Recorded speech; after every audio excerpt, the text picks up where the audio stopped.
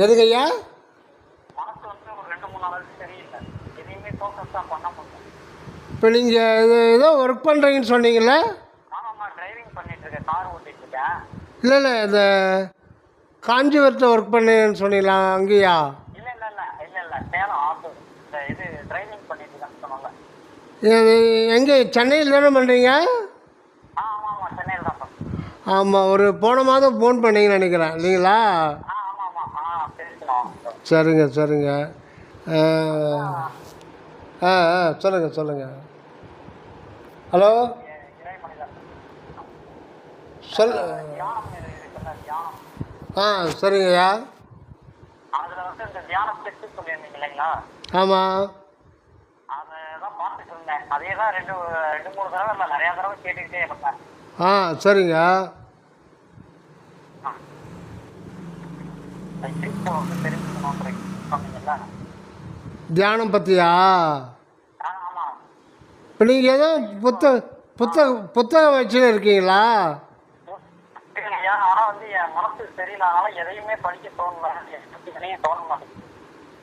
அப்படிங்களா? அது எது மேலேயுமே ஆர்வம் போயிடுச்சு, ரொம்ப சோம்பல் ஆயிடுச்சு, என்னன்னு தெரியல. உங்களுக்கு ஃபேமிலி ஊரில் இருக்கு இல்லைங்களா? ஆமாம் ஐயா. ஃபஸ்ட் பிள்ளைகள் அங்கே தான் இருக்காங்களா? ஆமாம் ஆமாம். பிள்ளைக்கு என்ன வயசு சொன்னீங்க? 4 வயசு பையனுக்கு, 4-5 வயசு.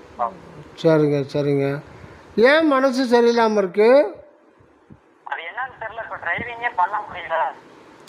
சரி. தூக்கம் வருதா? தூக்கம் சரியா கேட்கல. தூக்கம் வருதுங்களா? தூக்கம் நினைச்ச மாதிரி வரல. ஒரு நிமிஷம் இருங்க, லைன் இதாகுது. நீங்கள் கட் பண்ணிடுறேன், நீங்கள் போடுறீங்களா? நான் போடுறேன். நீங்கள் கரகரான்னு கேட்குது. அடிக்கடிக்கு அந்த மாதிரி இதாகும். அந்த டைமில் மாற்றி போட்டால் மாற்றி. தானே இருக்கீங்க? திருநீன்ற ஒரு பக்கத்தில் வேப்பம்பட்டுயா. வேப்பம்பட்டு. நான் ஆரம்பத்தில் வேப்பம்பட்டில் தான் தங்கி வேலை. அப்படிங்களா? சரிங்க சரிங்க. ஆமாம் ஆமாம். சரிங்க சரிங்க. ஃபுல்லாக வந்தாங்க. ஓ சரி. கட்டிட்டு இருந்தாங்கல்ல இப்போ அந்த ரயில்வே பாலம், ஆமாம் ஆமாம். அந்த கம்பெனியில் தான் வேலை பார்த்துட்டு இருந்தேன். ஓ சரிங்க சரிங்க. லாரிக்கு திருநாடு அந்த காலேஜ் போகுது இல்லைங்களா, அங்கே தான் சைட் இருக்கு. ஆமாம்மா, right right right right right. இப்போது ரொம்ப மன உளைச்சலாக இருக்கு. அதாங்க.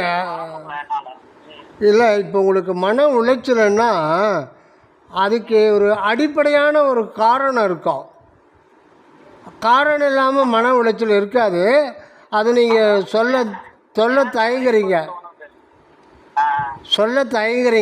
எப்படி சொல்கிறதுன்ட்டு. தயக்கெல்லாம் எனக்கு கிடையாது. அதாவது வந்து அதாவது ரொம்ப வாழ்க்கை வந்து வெறுப்பா தோணுது. அதாவது இப்போ ஒன்று பாருங்கள். அதாவது நீங்கள் எதையோ எதிர்பார்க்குறீங்க, பெருசாக எதிர்பார்க்குறீங்க. அப்படி தான் இருக்கணும். இல்லைன்னா சும்மாலாம் வந்து மனசு வந்து சஞ்சலப்படாது. நீங்கள் எதோ எதிர்பார்க்குறீங்க அல்லது ரொம்ப நாளாக எதிர்பார்க்குறீங்க. ஒய்ஃப் வந்து பேசுறதில்ல, என்னை பிடிக்கலன்னு சொல்லுது. எது? என் ஒய்ஃப் வந்து என் கூட வாழ மாட்டேன்னு சொல்லிட்டு இருக்காங்க. சென்னைக்கு வர மாட்டேன்றாங்களா? சென்னைக்குன்னு இல்லை, ஒரே லைஃப்லேயே சேர மாட்டேன், ஒன்று என்னை பிடிக்கல. அதான் நான் சொல்கிறேன். ஏதாவது ஒரு மனசு இது இல்லாமல் காரணம் இல்லாமல் வந்து சஞ்சலப்படாது. மட்டும் இல்லாமல் நான் ஏன் இப்படி இருக்கேன்? சரிங்க. அவங்க சொல்ற மாதிரி நான் ஏன் இருக்கணும், ஏன் நம்மளால மாற முடியல அப்படின்ற ஒரு அந்த எண்ணத்தாலையும் மனசு ரொம்ப பலவீனமா ஆகுது.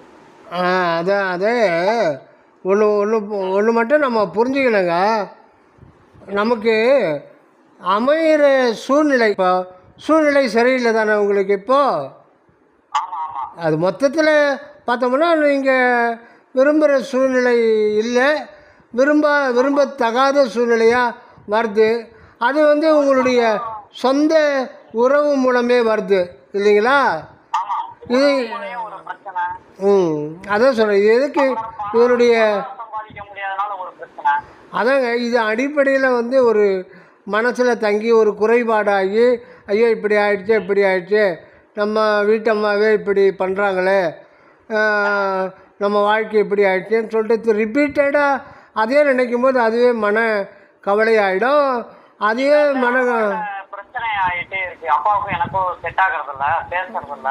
ஆ அவர் வந்து என்ன சொல்றாரு, நீ வாழ்றதே வேஸ்ட், நீ எதுக்கு உயிரோடுறத, உன்னால எனக்கு நஷ்டம் தான் ஆயிடுச்சு, அதனால அப்படின்ட்டு அப்படி சொல்றாரு. அப்பா நீ பார்க்க வராத. அப்பாவா? ஆமா, அவரு ஒரு பக்கம் ஃபேமிலி புரிஞ்சிக்க மாட்டேங்கிறாரு. அதான் இப்போ உங்களுக்கு ஒன்று ஒன்றா வெளியில் வருதா? அப்போ இத்தனை குறைபாடுகள் வச்சுருக்கீங்க. பின்ன மனசு வந்து எப்படி அமைதியாக இருக்கும்? ஒன்று.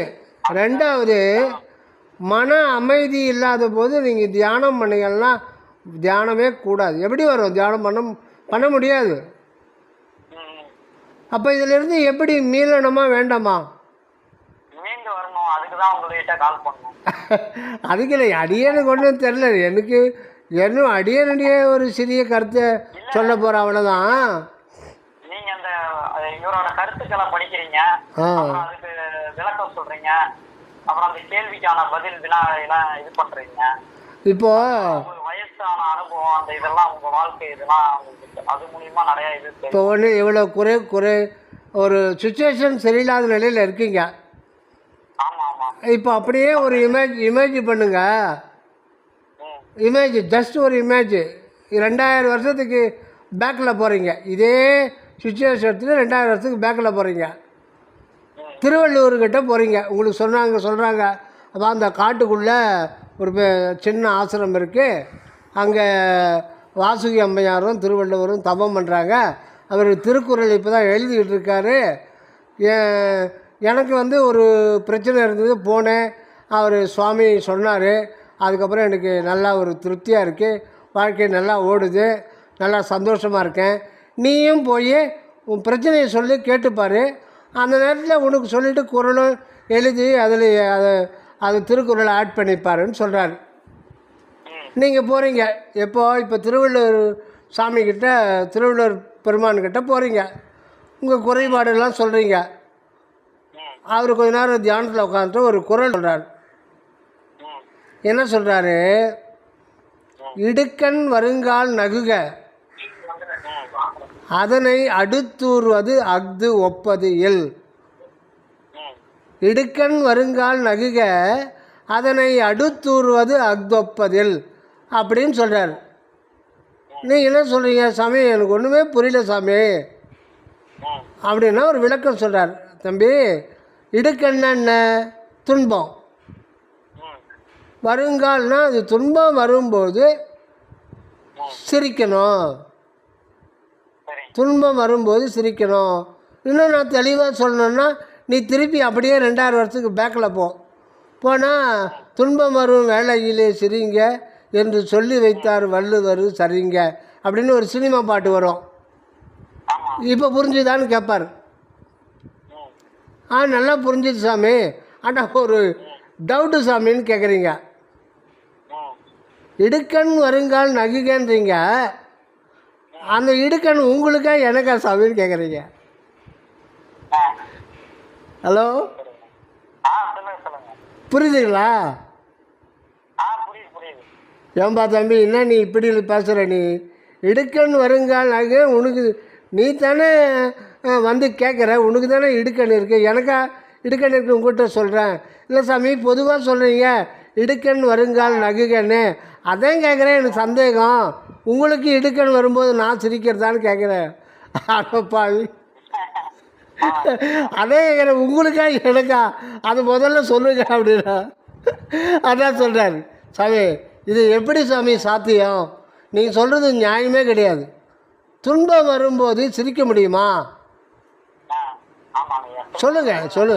இப்போது ஒரு ஞானி சொல்கிறாரு, அவர் அனுபவத்தில் சொல்கிறாரு, அவங்க பொய் சொல்ல மாட்டாங்க. ஆனால் நம்ம தேவையில்லாத ஒரு குழப்பத்தை உண்டு பண்ண மாட்டாங்க, தப்பாக சொல்ல மாட்டாங்க. அவங்க ஞானிகள் எப்படியும் நம்மளை வாழ வைக்கிறதுக்கு தான் உபதேசம் பண்ணுவாங்க, இல்லைங்களா? அப்படி இருந்தாலும் நம்ம நிலையில் இருக்கிற சந்தேகத்தை அங்கேயே நிவர்த்தி பண்ணிக்கினா தான் அவங்க சொன்ன உபதேசத்துக்கு சரியான பொருள் பார்க்க முடியும். இப்போ நீங்கள் தனியில் உட்காந்துக்கின்னு சிரிச்சிட்டு இருப்பீங்களா? சிரிக்க முடியும். வேதனையில் தானே இருக்கீங்க, கரெக்டு தானே? வேதனையில் தான். ஆமா ஆமா ஆமாங்க ஐயா. அதுலேருந்து மீள முடியாத ஒரு கஷ்டத்தில் தானே இருக்கீங்க. ஆமாங்க ஐயா. மீள முடியாத காரணத்தினால ஏதாவது தெய்வத்தை சிந்தனை பண்ணுவோம், கோயிலுக்கு போவோம், தியானம் பண்ணுவோம்னு ஒரு மனசு சொல்லுது. பட் அது நடக்காது. ஆமாங்க ஆமாங்க ஐயா. இந்த மாதிரி சுச்சுவேஷனில் தியானம்ன்றது சாத்தியமே கிடையாது. சரிங்க. நீ அது ஏன்னா நோய் முத்தி போச்சு. ஒன்று ஆரம்பத்திலேயே வருமுன்னு தடுத்துருக்கணும், இல்லை ஆரம்பத்திலேயே அதை எப்படி டேக்கிள் பண்ணி போகிறதுன்னு பார்த்தோம். இப்போ எல்லாம் நாலா சைடும் வந்து கவ்விக்கிட்டு இருக்கு. இப்போ எப்படி இது பண்ண முடியும், எப்படி விடுதலை பெற முடியும்? சிக்கல் தான். ஆனால் இந்த சிக்கலில் மாட்டிக்கின்னு நீ தவிக்கணும் அப்படின்னு ஆண்டவர் விருப்பப்படுவாரா? விருப்பப்பட மாட்டாரு. ஆண்டவர் கருணையே வடிவானவர். அவர் வந்து இடுக்கண் வருங்கால் நகுக அப்படின்னு இறைவன் சொல்லுவாரா? ஆனால் சொல்கிறாரு. ஆனால் அர்த்தம் தான் நம்ம வந்து தப்பாக புரிஞ்சுக்கிறோம். சாத்தியமே கிடையாது. ஒரு துன்பம் வருகின்ற பொழுது அது வந்து சிரிக்க முடியாது. துன்பம் மேலும் மேலும் துன்பம் தான் வரும். இப்போது அதுக்கு வள்ளுவர் முதல் அதிகாரத்துக்கு போங்க. தனக்கு உவமை இல்லாதான் தாள் சேர்ந்தார்க்கு அல்லால் மனக்கவலை மாற்றல் அரிது சொல்கிறாருங்களா? மனக்கவலையை மாற்றவே முடியாது. எப்போ மாற்ற முடியும்? இறைவனுடைய திருவடியை பற்றி கொள்பவர்களுக்கு மட்டும்தான் மனக்கவலை மட்டும் இல்லை, உடல் பிணிகள் கூட எல்லாமே சுத்தமாக வாஷ் அவுட் ஆகிடும்.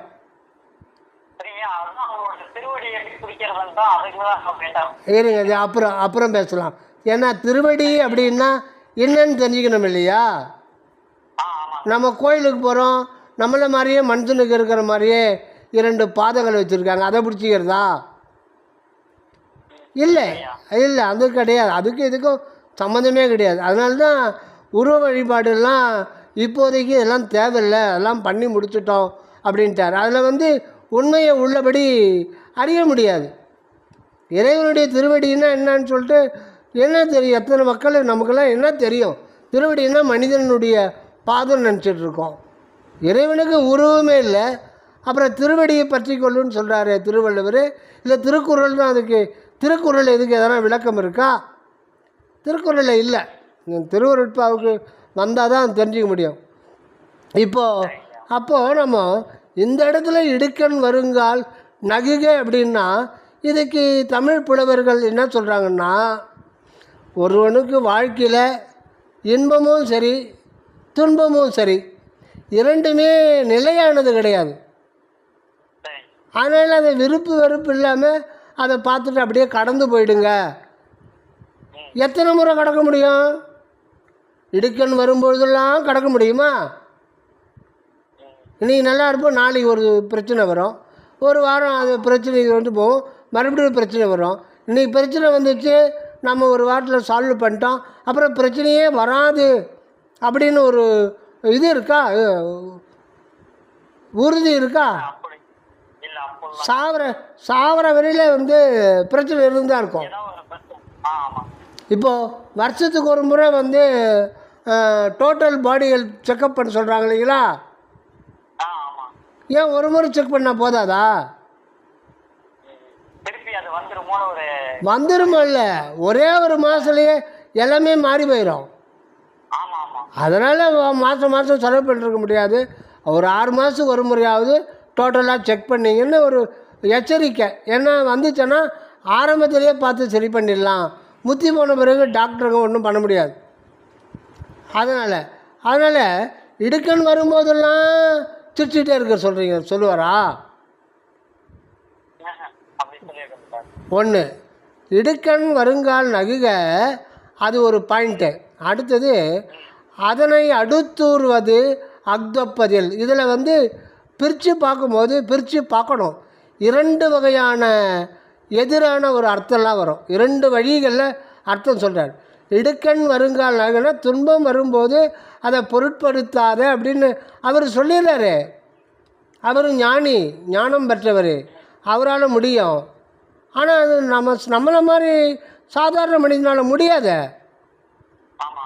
அதை அவரே சொல்கிறாரே, மனக்கவலை மாற்றல் அரிது, கஷ்டம், ரொம்ப கஷ்டம்னு அதே அவரே சொல்லிடுறாரு இல்லையா? அப்போ 2 குறளுக்கும் முரண்பாடாக இருக்கிற மாதிரி நமக்கு தெரியுது. ஆனால் அப்படி கிடையாது. 2த்தையும் வச்சு நாம் தான் ஒரு பெருமான் வந்து வள்ளுவர் பெருமான் என்ன சொல்கிறாருன்றது நாம் தான் ஒரு முடிவுக்கு வரணும். அதனை அடுத்து ஊறுவது அக்தொப்பதில், அதாவது அப்படி அதை வந்து கடந்து போயிடணும், இல்லை நான் அதில் தான் மாட்டிக்குவேன்னா அது ஒத்துக்கொள்ளக்கூடியது அல்ல. அக்தொப்பதில், ஒப்பதில்னா அதை வந்து அது சரியானது அல்ல, அது ஏற்றுக்கொள்ளக்கூடியது அல்ல அப்படின்னு சொல்லிட்டு சொல்கிறார். இன்னொன்று, அதனை அடுத்து ஊறுவது அஃது ஒப்பு அது இல். ஒப்பதில் அப்படின்றத பிரிக்கணும். அஃது ஒப்பு அது இல் அப்படின்னா, ஒப்புன்னா ஒப்பு ஊமானம், அதுக்கு சரிநிகர் சமானம் எதுவுமே இல்லை. ஒப்பு அது இல் அப்படின்னா இல்லை. அது எது, அதுக்கு ஈக்குவலான ஒரு சொல்யூஷன் எதுவுமே இல்லை. எதனை அடுத்து ஊறணும்? நகுதல். நகுன்ற வார்த்தை எப்படி வருது? நகைன்ற வார்த்தையில் வருது. சிரிப்பு, சிரிப்பு, சிரிப்புன்னா நம்ம பள்ளக்காட்டின்னு சிரிக்கிறோம் இல்லையா? அந்த அர்த்தத்துக்கும் இதுக்கும் சம்மந்தமே கிடையாது. அப்படி ஒரு ஞானி உபதேசமும் பண்ண மாட்டார். ஒரு சாதாரண மனிதனுக்கு கூட திருக்குறள் சூட்டபிள் தானே. அப்போ சாதாரண மனிதன் அதில் மீண்டு வர்றதுக்கு என்ன வழி அதில் சொல்லப்பட்டிருக்கு. ஆனால் இப்போ தமிழ் புலவர்கள் அப்படி அவங்க வந்து வெளியே மேலோட்டமாக இருந்து எத்தையோ ஒன்று சொல்லுக்கு இதுதான் பொருள் அப்படின்னு போயிட்டாங்க. ஆனால் வள்ளுவர் என்ன சொல்கிறாரு? எப்பொருள் யார் யார் வாய் கேட்பினும் அப்பொருள் மெய்ப்பொருள் காண்பது அறிவு. அறிவுன்றது என்ன? அதுதான் ஆன்மா. மனம் கிடையாது. மனம் சொல்ல, மன அறிவு சொல்ல, அறிவுன்றது தான் அது ஒரு நித்தியமாக இருக்கின்ற ஒன்று. அதாவது எப்பொருள் யார் யார் வாய் கேட்பினும், வாய் கேட்பினும்னா அவங்க வாய் வழியாக வந்து தானே அது, அதுக்கு பேர் உபாய ஞானம். அவங்க அனுபவத்தை மொழி வழி உபாயமாக நமக்கு கொடுக்குறாங்க. ஆனால் அது நமக்கு அனுபவமாகத்தான் தான், அனுபவமான பிறகு தான் அதை 100% ஏற்றுக்கொள்ள முடியும். இல்லைன்னா அது கேட்டது ஒரு கேள்விப்பட்டதாகவே தான் இருக்குமே தவிர அதை அனுபவித்து அனுபவ பயன் கொள்ள முடியாது. அப்போ அது குறித்து அதை அப்படியே அறிவில் ஏற்றி பார்க்கும்போது என்னன்னா, நகை அப்படின்றது என்னென்னா ஒரு அணிகலன்னு சொல்கிறோம் இல்லைங்களா? நிறைய அர்த்தம் இருக்குது. நகை, நகு, நகு அப்படின்னா சிரித்தல். அப்போ சிரித்தல்னா பள்ளக்காட்டி சிரிக்கிற அர்த்தம் கிடையாது. நாங்கள் அம்ஜிகரில் ஒரு 15 வருஷத்துக்கு முன்னாடி அம்ஜிகரில் தம்பி வீட்டில் இருந்தோம். அப்போ நான் வெடிகாலம் வாக்கிங் போயிடுவேன். அப்போ பொழுது விடிஞ்சு தான் வருவேன். அப்போ திடீர்னு ஒரு நாள் பார்த்திங்கன்னா ஒரு அமைப்பு யோகா கற்றுத்தராங்க ஃப்ரீயாக. ஒரு 50 பேர், 40 வயசு, 50 வயசு, 60 வயசு, இந்த சுகரு, பிபி என்னென்ன வியாதி இருக்கிறாங்களோ அவங்கெல்லாம் ரெகுலராக மாத்திரை சாப்பிட்றாங்க இல்லைங்களா? அது பிரச்சனைக்கிறவங்க வந்துடுறாங்க இந்த யோகத்தில் சரி பண்ணலாம் அப்படின்ட்டு. அவங்க ஒரு புதிய மூச்சு பயிற்சி கொண்டு எல்லாத்தையும் சிம்பிளாக வயசானவங்களுக்கு ஏற்ற மாதிரி சொல்கிறாங்க. நான் இது வாரத்துக்கு சனி ஞாயிறு மட்டும் செஞ்சுட்டு இருந்தாங்க. நான் பார்த்துட்டு அப்படியே போயிட்டே இருப்பேன். ஒரு முறை நான் போகிறேன், அது முடிகிற தருணமா அந்த பயிற்சி 1 மணி நேரம் சொல்லிக் கொடுப்பாங்க. முடிகிற தருணம் ஆஹாஹாஹா ஆஹாஹான்னு எல்லாம் சிரிச்சுக்கிட்டு இருந்தாங்க. என்ன சொல்கிறார் அவர் மாஸ்டரு? வாய் விட்டு சிரித்தால் நோய் விட்டு போகும், அதனால் எல்லோரும் வாயை திறந்து சிரிங்கிறாங்க. எல்லோரும் ஆஹாஹாஹா அப்படி சொல்கிறாங்க. அது சிரிப்பாது. இவர் எதனா ஜோக் அடிச்சுட்டு சிரித்தா பரவாயில்ல. அந்த உணர்ச்சி உடல் ஃபுல்லாக பரகி ஒரு சந்தோஷம் பரவும். அவர் சிரிங்க என்ன சிரிக்கிறாங்கன்னா பல்ல காட்டி சவுண்டு தான் வெளியில் வரும். அதை பார்த்து என்னடா இந்த மாதிரிலாம் யோகா சொல்லி கொடுக்குறாங்கன்னு பார்த்தேன். எப்படி இது சிரிப்பாகும்? நீ அந்த ஒரு மாதம் எதனா ஒரு 5 நிமிஷம் ஜோக்கு சொல்லி பண்ணிட்டு அவங்க எல்லோரும் சிரித்தா அது சிரிப்பு. அது வந்து உணர்வில் ஒரு மகிழ்ச்சியை தூண்டுதல் ஏற்படும், ஹார்மோன்ஸு சுரக்கும். நீ பாட்டுக்கு சிரின்னா அவங்க சிரிச்சிட்டு இருப்பாங்க. அடடா இப்படிலாம் சொல்லி தராங்க பாரு அப்படின்ட்டு. சரி நம்ம அதை விட்டுருவோம். இப்போது வள்ளலார்கிட்ட வருவோம். இந்த வார்த்தை எடுத்துக்கிட்டு வள்ளலார்கிட்ட வருவோம். என்ன நகுகன்னா சிரிக்கிறது நாம் நினைக்கிறது கிடையாது. அதுக்கு வள்ளலார்கிட்ட வந்தால் தான் நமக்கு பெருமான் வந்து அதுக்கு சரியான அர்த்தம் சொல்லுவார். என்ன சொல்கிறாரு? செத்தவரெல்லாம் சிரித்தாங்கெழுதிரள் அத்தகை காட்டிய அற்பெருஞ்சோதி சொல்கிறாரா? அற்பெருஞ்சோதி அகவலில் செத்தவரெல்லாம் சிரித்தாங்கெழுதிரள் அத்தகை காட்டிய அற்பெருஞ்சோதி. செத்து போனவங்களை இறை வள்ளலார் எழுப்புறதுக்கான ஒரு சக்தியை இறைவன் கொடுத்தாரு. அவங்க எழுந்துக்கும் போது சிரிச்சுக்கிட்டே எழுந்துக்குவாங்க அப்படின்னுலாம் பொருள் சொல்கிறாங்க சன்மார்க்கத்தில் சில பேர், நிறைய பேர். இது சரவணானந்த சுவாமியினுடைய இதில் தான் சரியான ஒரு நமக்கு கிளாரிட்டி கிடைக்கும், உண்மை உள்ளபடி. செத்தவங்கன்றது இன்றைக்கி கூட செத்தவங்கன்னா வள்ளலார் இறந்தவர்களை எழுப்புகிற சித்தியை இறைவன் தந்தார் அப்படின்னா அது நாம் நினைக்கிற மாதிரி கிடையாது. செத்து போனவங்களை எழுப்புறதுனால அவங்க மீண்டும் சகதான போகிறாங்க. இப்போ திருஞான சம்பந்தர் வந்து திருவொற்றியூர் வரும்போது பூம்பாவை அவங்க வந்து இருக்கும்போதே திருஞான சம்பந்தரையே நினச்சி அவர் தான் நான் திருமணம் பண்ணிக்குவேன்னு இருக்கும்போது அவங்க ஏதோ பாம்பு கட்சியதோ இறந்துடுறாங்க. அப்புறம் வந்து அவங்க அப்பா அதை எரிச்சிட்டு ஒரு குடுவையில் போட்டு அந்த சாம்பலை குடுவையில் போட்டு அப்படியே மூடி வைக்கிறாரு. எப்போ அவர் வருந்தால் அவர்கிட்ட அது ஒப்படைச்சிடலான்ட்டு. அப்போ ஒரு முறை திருஞான சம்பந்தர் வந்து திருவொற்றியூர் வழியாக போகும்போது அவருடைய திருவடிகளை விழுந்து பூம்பாவையனுடைய அப்பா வந்து அந்த விஷயத்தை சொல்லி கொடுத்துட்றார். அப்போ வந்து திருஞான சம்பந்தர் அதை தொடும்போது அந்த சாம்பல் திரும்ப அப்படி பூம்பாவையை வந்துடுது. சத்த படத்தில் இல்லை, சாம்பலை எழுப்புறார். சரி, எழுப்பின பிறகு அவங்க எப்போவுமே இருந்தாங்களா? திருப்பி செத்து தானே போயிருப்பாங்க. அப்போ அது வந்து இயற்கைக்கு மாறுபாடானது. இறைவன் ஒருத்தர் பாம்பு கட்சி செத்து போகிறாங்கன்னா அவங்களுடைய கர்மா தானே அது. அவங்க கர்ம வினை ஏதோ பாவம் செஞ்சுருக்காங்க முன் பிறவியில், அதனால் அகால மரணம் அடைஞ்சிட்டாங்க. ஒருத்தர் ஆக்சிடெண்ட் ஆகுறாங்க திடீர்னு 40 வயசுலன்னா அது அவங்களுடைய கர்ம வினை, அதை அனுபவிக்கிறது. அது இறைவன் பார்த்து கொடுக்கறது தானே, பிரபஞ்சம் கொடுக்கறது தான். அது பிரபஞ்சம்னு ஒரு விதியை நிர்ணயம் பண்ணுறது. அது அப்படி இருக்கும்போது அது சத்தவங்களை எழுப்புறது நம்ம இறைவனுக்கு மாறுபட்ட செயலாகிடும். ஆனால் ஞானிகளுக்கெல்லாம் இது ஒரு விதிவிலக்கு, மெய்ஞானிகளுக்கு இது விதிவிலக்கு. எதனா ஒரு இடத்துல ஒரு அதிசயம் அவங்கள அறியாமையே நடக்கும். அதுக்கு சரவணானந்த சாமி என்ன சொல்கிறாருன்னா, செத்து போனவங்களை எழுப்புறதுனால ஒரு பிரயோஜனமும் கிடையாது. அப்படியே எழுப்பிட்டாலும் அவங்க முன்னே என்ன நிலையில் இருந்தாங்களோ அதே நிலையில் தான் வருவாங்க, ஞானத்தோடலாம் வர முடியாது. அப்படி வந்தால் கிஞ்சித்து ஏதோ கொஞ்சம் தான் வர முடியும் தவிர அவங்க பழைய குணத்தில் தான் வருவாங்க. அதனால் எந்த பிரயோஜனம் இல்லை, விதியை நாம் மாற்ற முயல முடியாது.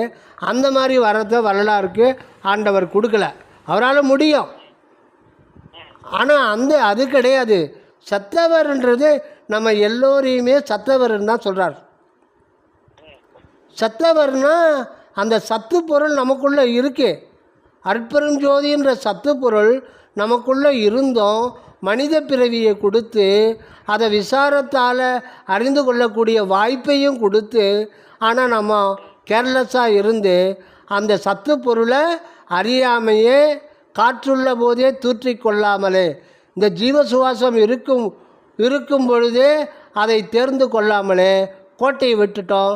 அதனால் நம்ம செத்து போகிறோம். ஆனால் நாம் உயிரோடு இருக்கும் பொழுதே சத்தவர்கள் தான் கணக்கில் வருது, நம்ம வாழறதா கணக்கில் வரல. இதுக்கும் திருவள்ளுவர் வந்து ஒரு குறள் சொல்கிறார், ஒத்தது அறிவான் உயிர் வாழ்வான் மற்ற யான் செத்தாருள் வைக்கப்படும். இதுலேயும் ரெண்டு அர்த்தம் இது. ஒத்ததுன்றதில் வந்து இரண்டு பொருள் கொள்ளும்போது அதுக்கு இரண்டு துருவங்களில் அர்த்தம் வருது. ஒன்று வந்து சத்திசாரத்திலையும் சத்திசார பொருளும் படுது, இன்னொன்று பரோபகார ஜீவகாருண்யம் பொருளையும் வருது. ஒத்து அது ஒத்தது அறிவான்னா பிற உயிர் இருக்கே, அந்த பிற உயிரும் நம்மை போல உணர்வு உடையது தான். ஆடு மாடு எல்லாம் அடித்து கொள்கிறாங்க இல்லைங்களா, உணவாக்கிறாங்க இல்லையா, அது எப்படி நியாயப்படுத்த முடியும்? இன்னொன்று அதுவும் உயிர், அதனுடைய உருவத் தோற்றம்தான் வேறவே ஒழிய அதனுடைய அறிவுக்கேற்ற மாதிரி 4 அறிவு இருந்ததுன்னா அதுக்கேற்ற உருவம், 2-3 அறிவு இருந்ததுன்னா அதனுடைய உருவம் கொசுவாகவோ எறும்பாகவோ இருக்கும். ஓரறிவு இருக்கும்போது அது செடியாகவோ கொடியாகவோ மரமாகவோ புல்லாகவோ பூண்டாகவோ இருக்கும். 2 அறிவு இருக்கும்போது அதுக்கேற்ற நத்தையோ சிப்பியாகவோ இருக்கும். 4 அறிவு இருக்கும்போது புறா கோழி பல்லி மீன் ஓணான் இந்த மாதிரி உருவம் மாறும். அறிவு 5 அறிவு வந்துச்சுன்னா ஆடு மாடு நாய் பன்றி ஒட்டகம் யானை சிங்கம் மாறும். 6 அறிவு வரும்போது அதே உருவம் மனித உருவாக வந்துடும். அறிவு ஏற ஏற உருவத் தோற்றம் மாறுமே ஒன்று. உயிர் என்பது ஒன்று தான், உயிர் ஒன்று. அதாவது கரண பரிசுகள் பற்பல, உயிர் திரள் ஒன்று. ஒத்தது உன்னை போலதான். அதாவது கரண பரிசுகள்ன்றது இந்த இடத்துல மனம் சித்தி புத்தி அகங்காரம் வராது. புறக்கரணம் அகக்கரணம் ரெண்டுமே வந்துடும். இது ஒரு பரிசு. ஒரு ஜீவனுக்கு நாய் தோற்றம் அது ஒரு பரிசாக கொடுக்குறார். அதில் 4 அறிவு பரிசை கொடுத்து அது ஒரு தோற்றம் கொடுக்குது. இதெல்லாம் பரிசுன்னு பேர். அந்த ஜீவனுக்கு இந்த உலகத்தில் சில காலம் சில குறிப்பிட்ட அனுபவத்தை பெற்றுக்கொள்வதற்காக அவர் கொடுக்குற பரிசு தான் நாய் தோற்றம், பூனை தோற்றம், எலி தோற்றம், ஆடு தோற்றம், யானை தோற்றம். நமக்கு ஒரு பரிசு கொடுத்துருக்காரு. 6 அறிவு கொடுத்து மெய்ப்பொருளை உணர்ந்து அழியாத வாழ்வை பெற்றுக்கொள்ள வேண்டும் அப்படின்னு நமக்கு ஒரு பரிசை கொடுத்துருக்காரு. ஆனால் கொடுத்த பரிசை நம்ம அறியலை, அந்த பேக்கிங்கே பிரித்து பார்க்கல, அது அப்படியே ஓரம் கட்டிட்டோம், வேறு எதுக்கும் நம்ம உபயோகப்படுத்திகிட்ருக்கோம். ஆக உயிர் அதுக்கு ஒரு உயிர் உணர்வு ஒரே மாதிரி தான் இருக்கும். நான் நான் நான் இருக்கிறேன்ற எண்ணத்தில் தான், அந்த ஒரு வண்ணத்தில் தான் எல்லா உயிர் இருக்கும். ஆனால் அனுபவம் வேறு. அனுபவம் எது மாதிரி இருக்கணும், அதனுடைய அறிவுக்கேற்ற அனுபவம் இருக்கும், அதுக்கேற்ற உருவத்தோற்றம் இருக்கும். ஆனால் உள்ளே இருக்கிற ஆன்மா ஒரே மாதிரி தான் இருக்கும். அதனால்தான் கரண பரிசுகள் பற்பல, உயிர் திரள் ஒன்று. எல்லா உயிர்களும் ஒரே மாதிரியான உயிர் உணர்வைத்தான் பெற்று கொண்டிருக்கின்றன. ஆனால் அனுபவங்கள் தான் கூட குறைய இருக்கும் இல்லைங்களா? நாய் சினிமா பார்க்குமா? பார்க்காது, அதுக்கு மன அறிவு இல்லை. ஆனால் நீங்கள் சாப்பிட்ற இட்லி 4 வகையான சட்னி வைத்தா சாப்பிடும்ல. சாப்பிட்ட பிறகு பாருங்கள், அந்த நாய் நாக்கை சாப்பிட்டு முடிச்ச பிறகு மேலெல்லாம் ஒட்டினுக்கிறதெல்லாம் தடவி டேஸ்ட் பண்ண பார்த்துருக்கீங்களா? எறும்பு இருக்குது. நம்ம விட அதிகமான சுவை உணர்வு ஆனந்தம் வந்து எறும்புக்கு தான் அதிகமாக. எறும்புக்கும் தேனீக்கும் அது ஒரு போதையாகவே மாறிடும். நீங்கள் ஒரு திருப்பதி லட்டு வாங்கின்னு வர்றீங்க, உங்கள் வீட்டில் வச்சு சாப்பிடும்போது ஒரு கொஞ்சோண்டு கீழே சிந்தி போச்சுன்னா ஒரு அரை மணி நேரம் கழித்து ஒரு நூற்றுக்கணக்கான எறும்பு வந்து அதில் சூழ்ந்துக்கும். அதனுடைய அது எல்லாமே வந்து அதனுடைய மூளைக்கு சிக்னலாக போகும்போது அது வந்து மேக்சிமம் ஒரு அந்த நியூரான்களை ஃபயர் பண்ணி மேக்சிமமாக அது கொடுக்கும்போது அதுக்கு அது ஒரு போதையாகவே இருக்கும். தேனீக்கும் அதே மாதிரி தான். தேன் சாப்பிட்டா அது அந்த ஒரு போதையில் ரிங்க ஆரம்பிடும், அப்படியே மயங்கி கிடக்கும். நாம் லட்டு சாப்பிட்டா மயங்குவோமா? ஆனால் அது மயங்கும். அதுக்கு அந்தளவுக்கு இன்பத்தை கொடுப்பார் ஆண்டவர். அதனால் உயிர் உணர்வுன்றதுலாம் ஒரே ஒரு மாதிரி தான். இப்போது கழுகு இருக்குது பாருங்கள், கழுகு வகையில் அதுலேயோ நிறைய கழுகு இருக்கான். சில வகை கழுகுகள் வந்து 4 கிலோமீட்டர் உயர வரையும் பறக்குமா. 4 கிலோமீட்டர் உயர வரையும் பறக்கும். அது கண்ணோட சைஸு எவ்வளோ இருக்குன்னு நினைக்கிறீங்க? கண்ணு பெருசா இருக்கும். எவ்வளோ பெருசு? ஒரு பட்டாணி அளவு இருக்குமா? அதை விட பெருசா இருந்தாலும் அங்க பார்க்க முடியும். இல்லை இல்லை இல்லை மனிதனுடைய கண்ணில் மூணில் ஒரு பாகம் தான் இருக்கும் கழுகுக்கு. அது பார்க்கறதுக்காக பெருசாக இருக்குமா? கழுகு பறவைகளுடைய கண்ணை நீங்கள் பார்க்கலையா நீங்கள்? ஆமா, சின்னதா இருக்கும். இல்ல நீங்க ஹைட்டா பார்க்கும் அங்க இருந்து பார்க்கிறது. இல்லை இல்லை, காக்காக்கு எப்படி கண்ணு இருக்கோ, கோழிக்கு எப்படி கண்ணு இருக்கோ, அது மாதிரி தான் கழுகு இருக்கும். வேணும்னா இன்னும் கொஞ்சம் பெருசாக இருக்கும். ஆனால் அதுக்குள்ளே இருக்கிற மணி, அந்த அந்த கண்ணுக்குள்ளே இருக்கிற மணி இன்னும் சின்னதாக தானே இருக்கும். அது மிளகளவு இருக்கும். ஆனால் அது இறை 4 கிலோமீட்டர் ஹைட்டில் பறந்தாலும் அதுக்கு தேவையான இறைவன் 4 சதுர கிலோமீட்டர் அளவு அது கண்டுபிடிச்சிருமா. எங்கே 4 சதுர கிலோமீட்டரில் எங்கேனா ஒரு பாம்பு ஒன்றா சிக்கிடும், அது கண்ணில் தப்பிக்க முடியாது. இப்போ அதுக்கும் பார்வை இருக்குது, நமக்கும் பார்வை இருக்குது. எவ்வளோ வித்தியாசம் இருக்குது? 1000 மடங்கு வித்தியாசம் இருக்குது. எதுக்கு சொல்கிறேன்னா, நம்மளை விட ஐம்புலன் இது ரொம்ப அதிகமாக இருக்கிற உயிரினங்கள்லாம் இருக்குது. காரணம், உயிர் உணர்வுலாம் ஒரே மாதிரி தான் இருக்கும், அனுபவங்கள் வேறு இருக்கும். ஆனால் அதுக்காக கழுகு பிடிச்சி டிவி பார்க்க சொன்னால் டிவி நாடகம் பார்க்குமா? அந்த பரிசு அதுக்கு கொடுக்கப்படவில்லை. மனம் என்கின்ற கரண பரிசு அதுக்கு கொடுக்கப்படவில்லை. அது புறக்கரண பரிசுகள் தான் கொடுக்கப்பட்டிருக்கிறது. எதுக்கு சொல்கிறேன்னா, எல்லா உயிரும் ஒன்று தான். அதனால் எல்லா உயிர்களையும் தன்னுயிர் போல் பாவிக்க வேண்டும். இதுதான் பரோபகாரத்தினுடைய அடிப்படையானது. இதுதான். அதனால்தான் ஒத்ததுன்னா உன்னை போலது தான். அது உருவத்தில் வச்சு அது ஆடு, அது கோர்ட்டுக்கு போகாது அப்படின்ற ஒரு காரணத்தினால நீ அடித்து சாப்பிட்ற. ஆனால் அதனுடைய அலறல், அதனுடைய மரண வேதனை பிரபஞ்ச வெளியில் கலந்துரும்.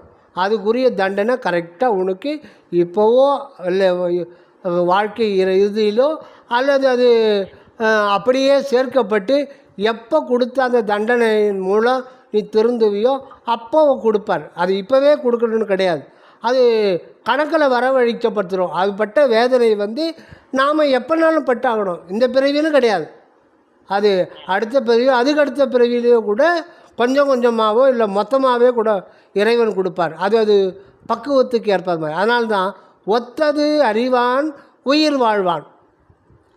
தன்னை போல தான் அந்த ஆடு, தன்னை போல தான் அந்த கோழி, தன்னை போல தான் அந்த மாடு, தன்னை போல தான் அந்த மீன். நம்மளை தண்ணியில் குளத்துல கிணத்துல 4 பேர் அமுக்கி முக்கி விட்டால் எவ்வளோ வேதனைப்படுவோம். உயிருக்கு எப்படி போராடி 3 நிமிஷத்தில் உயிர் போயிடும். ஆனால் அந்த 3 நிமிஷம் நரகம்னு சொல்கிறோம்ல, அதை விட கோடி பங்கு அதிக வேதனையை நம்ம அனுபவிக்கணும். அந்த துன்பம் வெறும் காற்று தான் போல வரல, ஆனால் அது ஒரு காயமும் இல்லை, மண்டையில் அடியும் பல்ல, ஒரு வியாதி இல்லை, வெறும் காற்று தான் உள்ளே போய் வெளியில் வரலன்னா அது படுற துன்பம் மரண வேதனை சொல்லவே முடியாது, ஏட்டில் எழுத முடியாது. அப்போ மீனை கரை விட்டு எடுத்து வெளியில் எடுத்தீங்களன்னா அது வெளியில் தவளை நிலத்திலையும் சுவாசிக்கும், நீருக்கு உள்ளவும் சுவாசிக்கும், பாம்பும் அப்படி தான். ஆனால் மீன் நீர்லேருந்து நீர்நிலைகள்லேருந்து வெளியேற்றிட்டா அது ரொம்ப துடிக்கும், மணிக்கணக்கில் துடிக்கும். 4 மணி நேரம் கூட அது உயிர் வேதனையில் மரணம் ஏற்படும். இதெல்லாம் மனிதன் உணரக்கூடியவன் இல்லையா?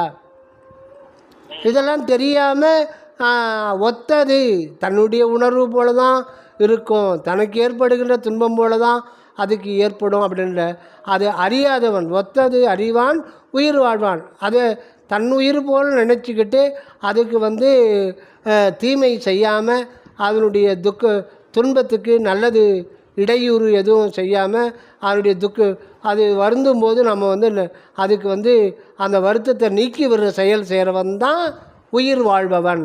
மற்றையான் சத்தாருள் வைக்கப்படும். மற்றவர்கள்லாம் சத்தவர்கள் கணக்கில் தான் வருவாங்க. நம்மெல்லாம் உயிர் வாழர் தான் ஒரு வள்ளுவர் சொல்ல மாட்டேன்றார். வள்ளுவரும் சொல்லலை, வள்ளலாரும் சொல்லலை. அதனால செத்தவர் எல்லாம் சிரித்தாங்க எழுதுறால் அத்தகை காட்டி அருட்பெரும் ஜோதி. இப்போது ஒத்ததுன்றதை பிரிங்க. ஒத்து அதுன்னு பிரிக்கலாம். ஒத்து ஒரு வார்த்தை, அது ஒரு வார்த்தை, ரெண்டுத்தையும் சேர்த்திங்கன்னா ஒத்ததுன்னு மாறிடும். அதை பிரித்து பார்க்கும்போது அது சத்திசாரத்துக்கு வந்துடுறது. ஒத்து அப்படின்னா இறைவனும் நாமும் ஒத்து போயிடுவோம். ஏன்னா மெய்ப்பொருள் மட்டும்தான் இருக்குது, மனிதன் வேறு கடவுள் வேறுன்ற இல்லை. அதனால் அகமுகமாக மனதை நாட்டி உள்ளே செல்ல செல்ல செல்ல அங்கே ஒன்றான தன்மை தான் இருக்குமே தவிர ஒருமை ஒன்றே ஆன தன்மை கடவுள் மட்டும்தான் இருப்பார். கடவுளுக்கு அந்நியமாக யாரும் நான் என்பது கூட உண்மையில் கிடையாது, மெய்ப்பொருள் மட்டும்தான் இருக்கும். இதை தான் நம்ம வள்ளல் பெருமான் அகவல்ல சொல்கிறார். மேயினை மெய்ப்பொருள் விளங்கினை நீ அது ஆயினை என்றருள் அற்பரும் ஜோதி. மேயினை உள்ளே போகணும், கடந்து உள்ளே பாரு. மெய்ப்பொருள் விளங்கினை, மெய்ப்பொருள்ன்றது பொதுவானது. அந்த இடத்துல கடவுள் மனிதன் ஆடு மாடுலாம் கிடையாது, ஒரே ஒரு மெய்ப்பொருள் தான் எங்கேயும் இருக்குது. அதனால தான் திருவள்ளுவர் மெய்யுணர்தல் அப்படின்னு ஒரு அதிகாரம் எழுதியிருக்கார். வேறு எதுவும் சொல்ல, கடவுளை உணருங்க, கடவுளை அடையுங்க, கடவுளை தேடுங்கள்லாம் சொல்லலை. மனிதன் வேறு கடவுள் வேறு, மனிதா நீ கடவுளை நினை, அதெல்லாம் சொல்ல. மெய்யுணர்தல் இருக்கிறத நீ தெரிஞ்சிக்கோ. உள்ளதே உள்ளது, உள்ளதே உள்ளது, வில்லது என்றீரே வாரீர் அப்படின்றார் வள்ளல் பெருமாள். இருக்கிறது தான் எப்பவும் இருக்குது, இப்போவும் இருக்குது, அது நீயாகவும் இருக்குது, அது உனக்குள்ள தனியாகவும் இருக்குது, உடனாகவும் இருக்குது. அதை இப்படி அப்படின்னு சொல்ல முடியாது. ஆக மெய்ப்பொருள் மட்டும்தான் இருக்கிறார். கடவுள் என்கின்ற ஒருவர் தான் இருக்கிறார், அவருக்கு அந்நியமாக வேறு யாரும் இல்லை. தான் இயற்கை உண்மை என்ற ஒன்றே ஒன்று. அதாவது அன்பு என்கின்ற சத்து பொருள் தான் எங்கும் நிறைந்திருக்குது, உள்ளும் புறமும் நிறைந்திருக்கு. அதை தவிர வேறு எதுவுமே இல்லை. அதனால் ஒத்துன்றதுக்கு இன்னொரு அர்த்தம் இருக்குது, ஒத்துப்போதல். நானும் நீயும் ஒன்றென்று உரைத்து நல்கு ஜோதியே மெய்யருள் வியப்பு அப்படின்ற திருவருட்பா 6ஆம் திருமுறை பாடலில் 100 பாடல், அது முடியும் தருவாயில் வரும். நானும் நீயும் ஒன்றென்று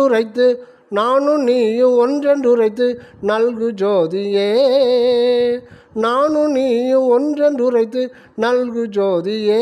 மகனே நானும் நீ ரெண்டு பேரும் சேர்ந்து ஒன்று, இரண்டு அல்ல அப்படின்றார். ஒரு ஒன்றே சிவம் என்று அறிவால் அறிந்தேன் அப்படின்றார். சிவமே பொருள் என்று அறிவால் அறிந்தேன், சத்தாரை மேற்கின்ற திண்மையை பெற்றேன், உவமேயம் இல்லாத ஒரு நிலை தன்னில் ஒன்று இரண்டு எண்ணாத உண்மையில் நின்றேன். ஒன்று அப்படின்னா கடவுள், இரண்டு அப்படின்னா மனிதன். அப்படி கிடையாதான், இயற்கையில் அப்படி கிடையாது. நம்மோடு நாம அத்துவிதமாய் ஒரே சேரில் ரெண்டு பேர் சேர்ந்து ஒரு உருவத்தில் இருக்கோம். என்னையும் நின்னையும் ஓர் உருவாக்கி வருதா அகவல்ல? படிச்சிருக்கீங்களா? ஹலோ, படிச்சது இல்லைங்க. அந்த இதுதான் அவரோட இதுதான் படிச்சுட்டு இருக்கேன். இந்த நீங்க கொடுத்தீங்களா அந்த புக்கு, அருட்பெருஞ்சோதி அகவல்ல கையில் வச்சுக்கோங்க. அது 1596 வரி. டெய்லி 100 வரி மட்டும் படிங்க, பொறுமையாக 100 வரியாக போங்க. அதில் ஏகப்பட்ட விளக்கம் வரும். புரியலன்னா அப்படியே கொஞ்ச நேரம் பெருமானே எனக்கு கொஞ்சம் இதுக்கு அர்த்தம் சொல்லுன்னு வேண்டிங்க. அர்த்தம் கண்டிப்பாக இன்றைக்கி இல்லைனாலும் நாளைக்கு இல்லைனாலும் 6 மாதம் கழிச்சுனாலும் கண்டிப்பாக வரும். ஆனால் வேண்டிக்கிட்டே இருக்கேன், எனக்கு அர்த்தம் புரியல சொல்லு சாமி, இதுக்கு அர்த்தம் புரியல சொல்லு சாமி. நீங்களாக புரிஞ்சிக்காதீங்க, நீங்கள் நினைங்க இப்படி இருக்கணும்ட்டு. ஆனால் இறுதி தீர்ப்பு அவர் சொல்லுவார். ஆனால் அது 6 மாதம் கூட ஆகலாம், 1 வருஷம் கூட ஆகலாம், சொல்ல முடியாது. ஆனால் கண்டிப்பாக உங்களுக்கு இந்த ஜென்மத்தில் சொல்லிவிடுவார். அந்த மாதிரி வேண்டிங்க. 100 வரி அவசியம் படிங்க, ரொம்ப ரொம்ப அவசியமாக. அங்கே இருக்க ஏதாவது ஒரு சங்கம் இருந்தால் கேட்டு அகவல் புத்தகத்தை வாங்கிக்க, கையில் வச்சுன்னு இருக்கீங்களா? அப்படிங்களா? Very good. அகவல் புத்தகம் வச்சுன்னு இருக்கீங்களா தனியாக பாக்கெட்டில் வைக்கிற மாதிரி? அது மாதிரி இல்லை, அது புக்கு தான் இருக்குது. அது பெருசாச்சே. வீட்டில் இருக்கும்போது வேணால் படிங்க.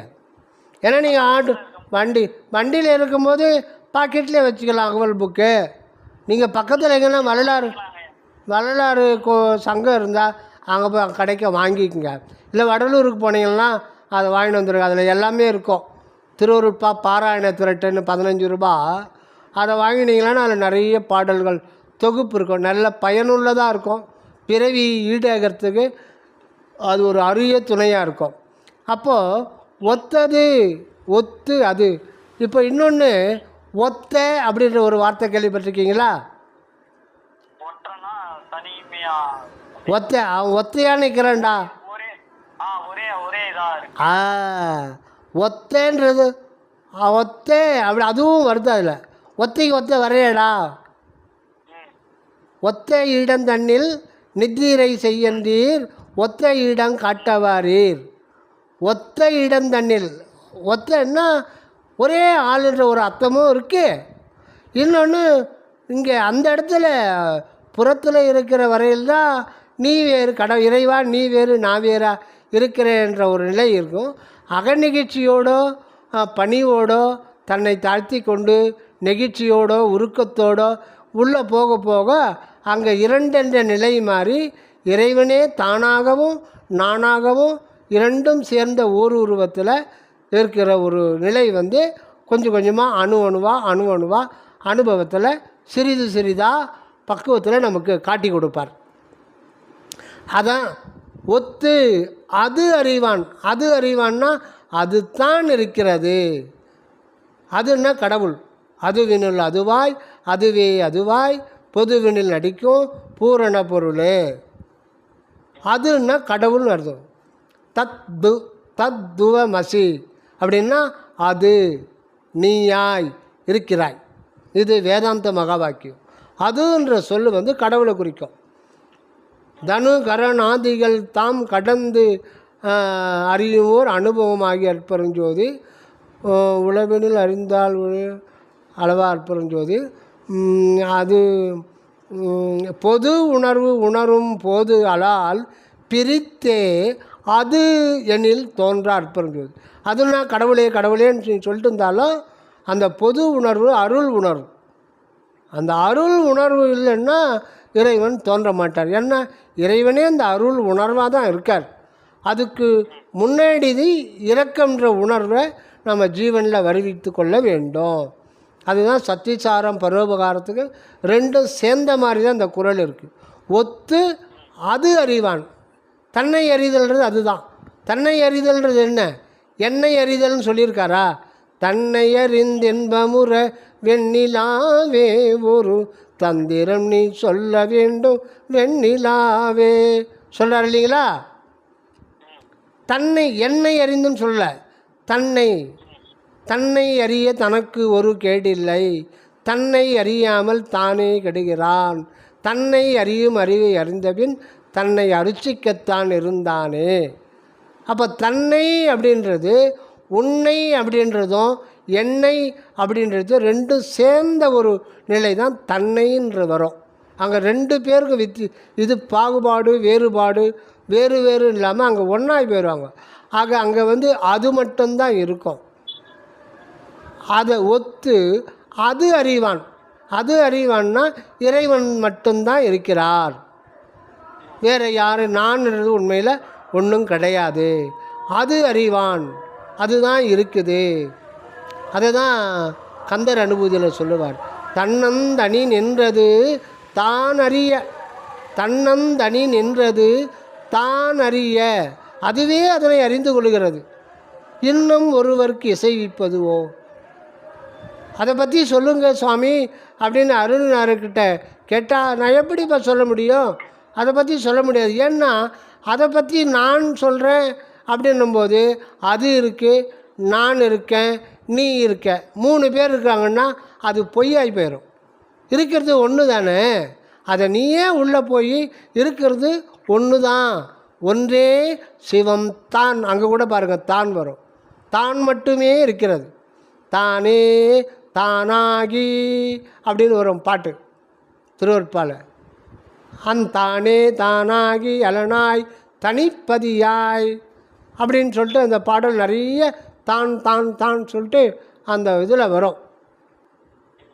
ஆக ஒத்து அது அறிவான்னா நானுன்னு ஒன்று இல்லை, என்னுடைய துன்பம்னு ஒன்று இல்லை, எல்லா அனுபவங்களும் அந்த கடவுளுக்கு தான்.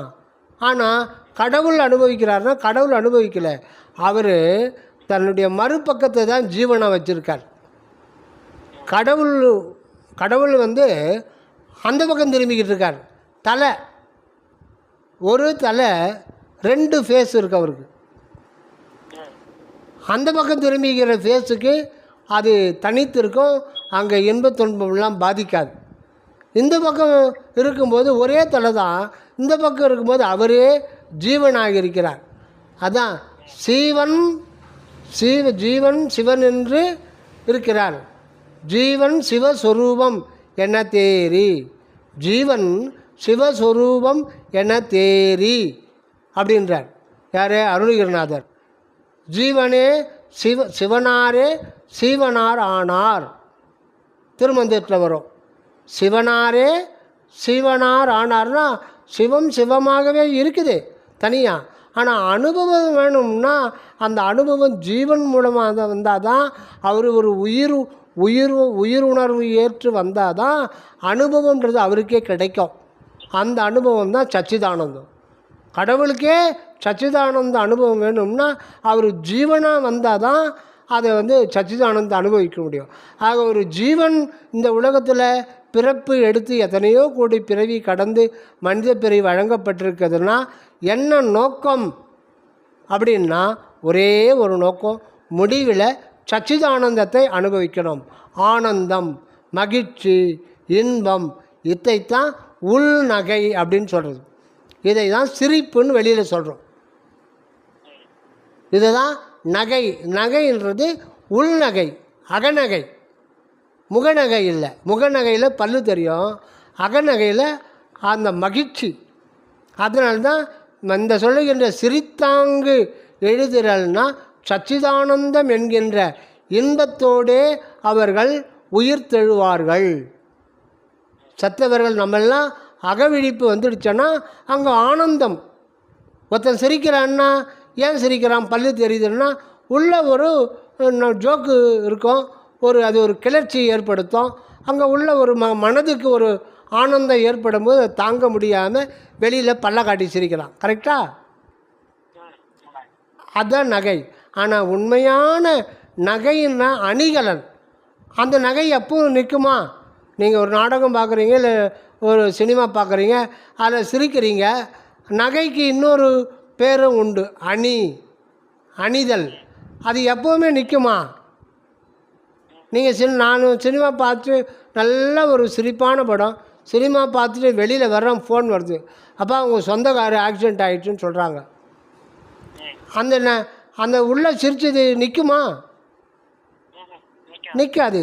ஆனால் இந்த அகநகை வந்து அது ஒரு அணிகலன் மாதிரி அப்படியே போட்டுக்கணும், எப்போவுமே இருக்கும். அது கழலாது, விட்டு போகாது, அகலாது. அந்த நகை 2 பொருள் வருது. அதில் ஏகப்பட்ட தோண்ட தோண்ட தோண்ட தோட்ட ஏகப்பட்ட பொருள் வரும். அதனால் இடுக்கண் வருங்கால் வருகின்ற பொழுது அது ஏன் இடுக்கண் வருது? நாம் உண்மையை அறியவில்லை, அக உண்மையை அறியவில்லை. நான் யார் என்று தெரிந்து கொள்ளவில்லை. நான் யார்? இந்த உயிர் ஏன் எனக்கு வழங்கப்பட்டது? உயிர்னா என்ன? அது எதுக்கு கொடுக்கப்பட்டுள்ளது? நான் என்று எதை சொல்லுகின்றேன்? இந்த உடம்பை நான் என்கின்றானா? மனதை நான் என்கின்றேனா? உயிரை நான் என்று சொல்லுகின்றேனா? அல்லது உயிருக்கு மேல் எல்லா அனுபவங்களையும் கிரகித்து கொண்டு அனுபவிக்கின்ற அந்த அறிவை நான் என்று சொல்லுகின்றேனா?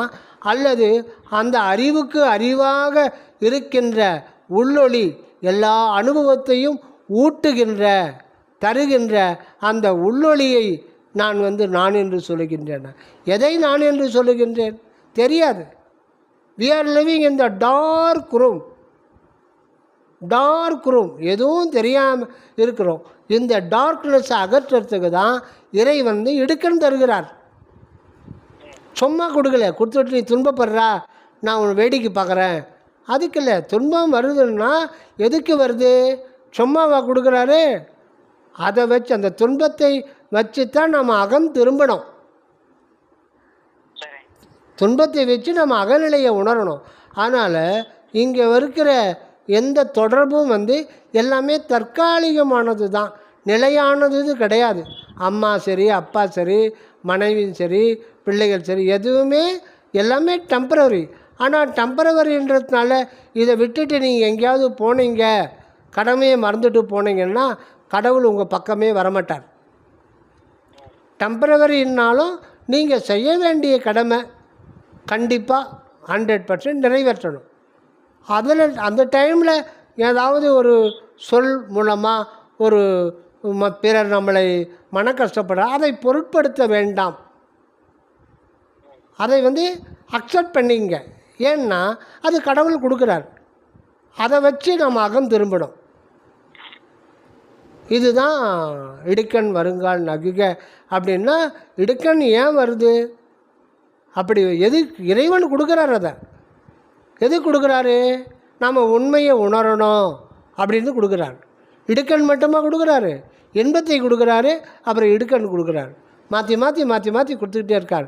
இதெல்லாம் இந்த அனுபவங்கள் 2 வகையில் வரத்துக்கு காரணம், 2 அடியும் மத்தள மாதிரி வரத்துக்கு காரணம் மனித பிறவியில் தான் உண்மையை உணர்ந்து கொள்ளு நித்திய வாழ்வை எக்காலும் எத்தனை கோடி கோடி கோடி கோடி ஊழிகள் கடந்தாலும் அழியாத நித்திய வாழ்வை இந்த பிறவியிலேயே அரிதான பிறவிலேயே பெற்றுக்கொள்ள வேண்டும் என்பதற்காகத்தான் வாழ்க்கையில் ஒவ்வொருத்தருடைய பக்குவத்துக்கு தருவ ஏதாவது ஒரு ரூபத்தில், அது நோயாக வரலாம், இல்லை ஒரு சின்ன ஒரு சங்கடமாக இருக்கலாம், இல்லை கடன் வாங்கி கடன் கொடுக்க முடியாத ஒரு சூழ்நிலை இருக்கலாம். அந்த மாதிரி ஏதோ ஒரு ரூபத்தில் வரும். அதை பொருட்படுத்த வேண்டாம். அது முடிவில் நன்மையாக முடிஞ்சிடும். அதை நாம் இப்போ உணர முடியாது, கடைசியில் தான் உணர முடியும். எல்லா தீமையெல்லாம் நன்மை என்றே திருவுளம் கொண்டருளி அடியனுக்கு அருளமுத தெளிவளித்த திறத்தை. தீமையெல்லாம் முடிவில் நன்மையாக முடிஞ்சிடும் அப்படின்றார். அதனால் இதை புரிஞ்சுக்கிட்டு நம்ம இப்போ ஒரு மன அமைதி ஏற்படணும். இப்போ மன அமைதி இல்லாத நேரத்தில் தியானம் பண்ண முடியாது. அந்த நேரத்தில் என்ன பண்ணுங்க? அந்த நேரத்தில் ஃப்ரீயாக இருக்கும்போது ஒரு தனிப்பட்ட ஒரு இடத்துல மாடி மேலேயோ எங்கேயோ மறைப்பில்லாத வானத்தை சாயங்கால நேரத்துலையோ இல்லை இளங்காலை நேரத்துலையோ ஒரு 1/4 மணி நேரம் 20 நிமிஷம் வெறுமனே வானத்தை பாருங்கள். வெறுமனே வானத்தை பாருங்கள். களங்கமில்லாத அந்த வானத்தை பார்த்துட்டே வாங்க. அது ஒரு ப்ராக்டிஸ் செய்யுங்க. இந்த வானம்ன்றது என்ன? இது எப்படி தோன்றுச்சு? இந்த வானத்துக்கு உள்ள என்ன இருக்கும்? ஏதாவது இருக்கா? இதை பற்றி அந்த உங்களுடைய சிந்தனையை இதை மாற்றுங்க. இந்த வானத்தில் இருந்து தானே எல்லாமே தோன்றுச்சு. முதல்ல வானம் மட்டும்தான் இருந்தது. அப்போ வானத்தில் என்ன இருக்கும்? அதுக்குள்ளே தான் இறைவன் இருக்கிறார். அந்த வானத்துக்கு உள்ள ஒரு வெளி இருக்குது, அன்பு என்கின்ற வெளி. அதிலேருந்து தான் எல்லாம் தோன்றியிருக்கு. நீங்கள், நான், நம்முடைய வாழ்வு, இந்த வாழ வர இன்பம் துன்பம், இந்த கடல், சூரியன், சந்திரன், கடல் நீர்வீழ்ச்சி, பஞ்சபூதங்கள், அண்ட கோளங்கள், செவ்வாய் நிலை, அனைத்தும் மொத்தம் அதிலிருந்து தான் விளங்குது. எல்லாத்துக்கும் அதுதான் சத்து பொருளாக இருக்குது. நமக்கு இடுக்கண் வருதுன்னா அதுக்கும் அதுதான் காரணம். அவர் தான் எடுத்து கொடுக்குறார். நமக்கு மனம்னு ஒன்று இல்லைன்னா துன்பப்பட முடியுமா?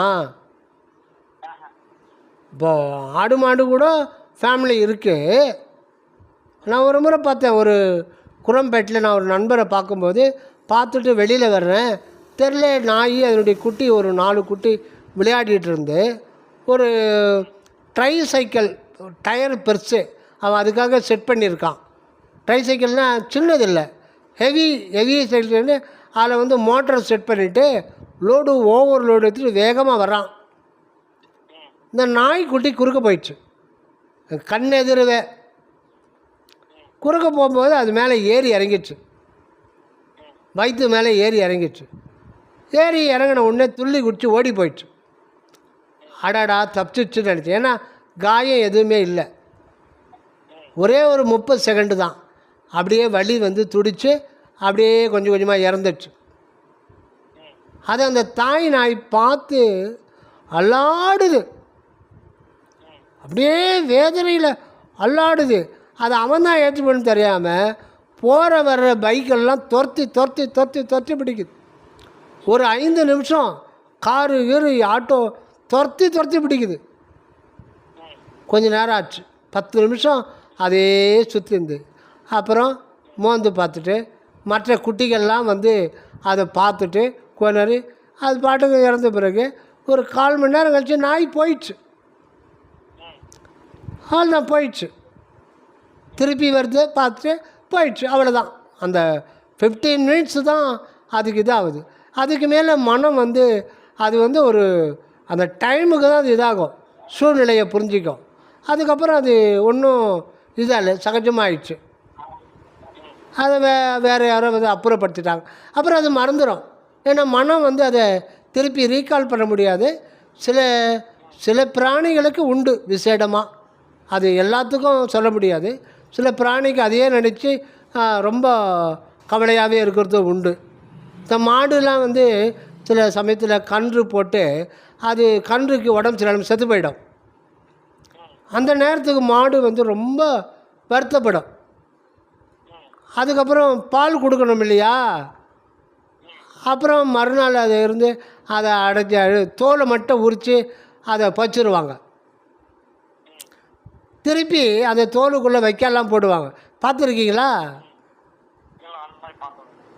நாங்கள் பார்த்துருக்கோம். கிராமத்தில் வைக்கல்லாம் போட்டு அந்த தோலை அப்படியே உப்பு தடவி வெயிலில் நல்லா இது பண்ணிவிடுவாங்க. அதை வைக்கலாம் உள்ளே போட்டு நல்லா அது பொம்மை மாதிரி செஞ்சு அது பால் கறக்கும்போது அதை பார்த்தா தான் மாடு பால் சுரக்கும். ஒரு 10 நிமிஷத்துக்கு முன்னாடி கொஞ்சம் தொலைவாக கட்டி போடுவாங்க. தொலைவாக கட்டி போட்டு அதை பார்த்து மெய்யாலுமே நம்ம கண்ணுக்குட்டி தான் நினைக்கும். பால் கறக்கும்போது கிட்ட எடுத்துன்னு வருவாங்க, அது நக்கும். அவ்வளோதான், அந்த நேரம் தான். அப்புறம் திருப்பி எடுத்து போயிடுவாங்க அதை. அப்போ எதுக்கு சொல்கிறேன்னா, நம்ம மனம் இருக்கிறதுனால தான் இன்ப துன்பம் பட முடியுது இல்லைங்களா? அந்த மனமே இறைவன் தானே. அந்த மனம் என்ற கருவியே இறைவன் தான். அந்த மனம் என்ற கருவி இறைவன். அப்போ இறைவன் தான் எல்லாமா இருக்கிறார். இந்த உண்மையை ஓர்ந்து கொள்ள வேண்டும். அதனால் இங்கே வந்திருக்கிறவங்க எல்லாமே உண்மையில் புறத்தில் தோன்றுகின்ற யாரும் தத்துவங்கள் தான். அது உண்மையான ஆள் கிடையாது. என்னுடைய மகன், என்னுடைய ஒய்ஃபு, நீங்கள் பார்க்குற புறத்தோற்றம் எல்லாம் மண்ணுருண்டை தான். மண்லேருந்து வந்தது, சோத்து உருண்டை தான். சோற்று உருண்டை தான். இப்போ நீங்கள் சாப்பாடு சாம்பார் மீந்து போச்சு, சாதம் மீந்து போச்சு, ஃப்ரிட்ஜில் வைக்கிறீங்க இல்லையா, 2 நாளைக்கு கூட கெடாமல் இருக்கும். ஒரு பழம் இருக்குது, ஆப்பிள் பழம், நிறைய பேர் எடுத்தாந்து கொடுக்குறாங்க ஏதோ ஒரு ஃபங்க்ஷனில். நீங்கள் 1 வாரம் கூட வச்சுன்னு இருக்கலாம், கெடாது. ஆனால் வெளியில் வச்சேன்னாவும் கெட்டு போயிடும். அதே சாப்பாட்டை, அதே பழத்தை நம்ம உள்ளே சாப்பிட்றோம். சக்கை வந்து மணமாக போகுது. ஒரு குறிப்பிட்ட அளவு வந்து நமக்கு சதையாக மாறுது, எலும்பாக மாறுது. இந்த செல்லு ஒவ்வொரு வினாடி புது செல்லு உருவாகிறதுக்கு நீங்கள் சாப்பிட்றது தானே செல்லாக மாறுது. அது எப்படி நிலைச்சிருக்கு? அது அழுகி போதா? இதுக்குள்ளே சூக்கும உடம்பு, அது ஒரு ஃப்ரிட்ஜு மாதிரி. அது கூலிங் இல்லை, அது ஒரு குறிப்பிட்ட டெம்பரேச்சர் மெயின்டைன் பண்ணும்போது இந்த உடம்பு அழுகாமல், நம்ம ஆயுள் வரையும் அழுகாமல் பார்த்துக்குது. உயிர் போயிடுச்சேன்னா அழுகி போயிடும். ஃப்ரிட்ஜில் கரண்ட்டு போயிடுச்சேன்னா 2 நாள் கரண்ட் இல்லைன்னா எல்லா பொருளும் அழுகி போயிடும், கெட்டு போயிடும். அதே மாதிரி நமக்குள்ளே ஒரு ஃப்ரிட்ஜ் இருக்குது, அதனுடைய டெம்பரேச்சர்ன்றது வேறு. அதுதான் சூக்கும தேகம். அதுதான் இந்த புறத்தில் நாம் சாப்பிட்ற சாப்பாடு தான் நமக்கு உருவமாக இருக்கே தவிர அவங்க உண்மையான நபர் கிடையாது, உண்மையான ஆள் கிடையாது, உண்மையான பர்சன் கிடையாது. உண்மையான பர்சனை வந்து கண்ணாலேயே பார்க்க முடியாத ஒரு அணு வடிவினன் என்கின்ற ஆன்மா. அது ஒரு அறிவு வெளிதான். அது ஒரு அறிவு வெளி, நித்தியமானது. அதை ஆக்கவோ அழிக்கவோ முடியாது. அதுதான் பரம்பொருளுடைய அனுபவ நிலையம். கடவுளுக்கான அனுபவ நிலையம்தான் நீங்கள், நான், ஆடு, மாடு, கோழி, பண்டு, நண்டு, மீன், பாம்பு எல்லாம் கடவுளுக்கான அனுபவ நிலையம். முழுமையாக அருள் அனுபவமாக மாறுறது மனித பிறவியில் தான் மாறுது. அதனால் நம்ம நித்திய வாழ்வை பெற்றுக்கொள்ள வேண்டும் என்கின்ற ஒரே காரணத்தினால்தான் நமக்கு இடுக்கண் வருகிறது. அந்த இடுக்கண் தானாக வரல, இறைவன் தான் பார்த்து பார்த்து கொடுக்குறாரு. எதுக்கு? நாம் திருந்தணும். இதை வச்சு நீங்கள் திருந்தணும். அது இப்போ நம்ம அந்த கஷ்டம் வரும்போது நினைக்கிறோம், திருப்பி என்னது அந்த ஒரு சூழ்நிலை மாறும்போது திருப்பி இயல்பான நிலைக்கு போயிடும், திருப்பி இதை மறந்துடுறோம். அதான் இப்போ நீங்கள் இவ்வளோ நேரம் நம்ம பேசணும் இல்லைங்களா? இதை மனசில் வச்சுக்க, பதிய வச்சுக்க. திருவருட்பா ஒரு அரை மணி நேரம் திருவருட்பா தோத்திரம் பண்ணுங்க. தோத்திரம் பண்ணால் இறைவன் மகிழ்ச்சி அடைவார். மறந்துடுங்க, எல்லாம் கடவுள் சித்தம். கடவுள்கிட்ட விட்டுடுங்க. ஐயா நீங்கள் பார்த்துங்க, எனக்கு நல்லது செஞ்சாலும் கெட்டது செஞ்சாலும் நீங்கள் தான். உங்களை விட்டால் எனக்கு வேறு கதி இல்லை, உங்கள்கிட்ட நான் சரண் அடைஞ்சிட்டேன் அப்படின்னு சொல்லுங்கள். வாயை திறந்து சொல்லுங்கள். சொல்லிவிட்டு காலையில் ஏஞ்சி குளிச்சு முடிச்ச உடனே உட்காந்து கொஞ்ச நேரம் வந்து இறைவா என்னால் வந்து எதுவும் இது பண்ண முடியல, நீங்கள் தான் எனக்கு வந்து எல்லாத்தையும் உணர்த்தணும். அது டெய்லி வேண்டாதீங்க. ஏன்னா அது காது செவிடா. ஒரு இது கொடுக்குறீங்க, மனு கொடுக்குறீங்க ஒரு கலெக்டர்கிட்டனா டெய்லி போய் அதே மனு கொடுத்துட்டு இருப்பீங்களா? ஒரு முறை போதும். அடுத்தது வந்து இறைவனுடைய புகழை நினைங்க போதும். டெய்லி என்ன நல்லா வச்சுனாரு, எனக்கு துன்பம் வருதுன்னு டெய்லி சொல்லியிருந்தா அது சரி கிடையாது. ஒரு முறை சொன்னால் போதும். அவர் வந்து அது ஃபைல் பண்ணி வச்சுப்பார். எப்போ நீங்கள் நாம் திருந்துறோமோ அப்போ வந்து ஆட்டோமேட்டிக்காக மாறுபாடான சூழ்நிலையை அவரே எடுத்துருவார். நல்ல சூழ்நிலையே வரும். ஆனால் நாம் தயாராகணுமே, தயாராகணும். நீங்கள் தோத்திரம் பண்ணிவா, தியானத்தை விட்டுடுங்க, அப்புறம் பார்த்துங்க. ஏன்னா மனம் ரொம்ப சஞ்சலமாக இருந்தாலும் தியானம் பண்ண முடியாது, கொஞ்சம் அமைதியாக ஆகும். அந்த மாதிரி நேரத்தில் ஒரு 10 நிமிஷம் பண்ணுங்கள். தோத்திரம் மட்டும் மறக்காமல் தவறாமல் கண்ணோட கருத்தோட அரை மணி நேரம் பண்ணுங்க. அந்த அரை மணி நேரத்தில் 100 வரி அகவல் படிங்க. மிச்சம் மகாதேவ மாலை இருந்தால் எத்தனையோ பாட்டு இருக்குது. அப்பா நான் வேண்டுதல் கேட்டு அருள் புரிதல் வேண்டும், ஒருமையுடன் எனது திருமலரடி நினைக்கின்ற உத்தமர்த உறவு வேண்டும், இந்த மாதிரி நிறைய பாடல்கள் இருக்குது. அந்த பாடல் தோத்திரம் செய்து வாருங்க. நிச்சயம் சத்தியம் வெற்றி கிடைக்கும். சரி, நன்றிங்க ஐயா, நன்றி. எதுவும் கவலைப்பட வேண்டாம், கவலைப்பட வேண்டியதில்லை. கைவிட மாட்டான் என்று ஊது சங்கே சொல்லியிருக்கார் இல்லைங்களா? அதில் நம்பிக்கை வைங்க, நம்பிக்கை வைங்க. சரி, நன்றி. தயவு